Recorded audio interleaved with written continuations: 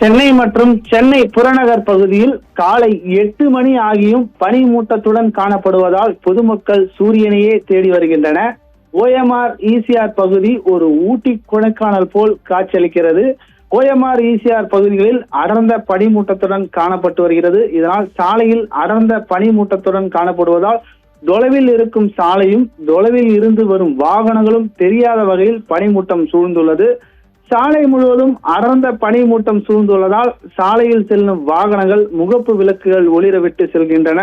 பகுதி முழுவதும் ஒரு குளிர் பிரதேசம் போல் காணப்படுகிறது. இதனால் சாலையில் செல்லும் வாகனங்களும் முகப்பு விளக்குகள் ஒளிரவிட்டு வேகத்தையும் குறைத்து பயணிக்கின்றன. அதேபோல் காலையில் நடைப்பயணம் செய்வர்களும் சிரமத்துடன் செல்கின்றன.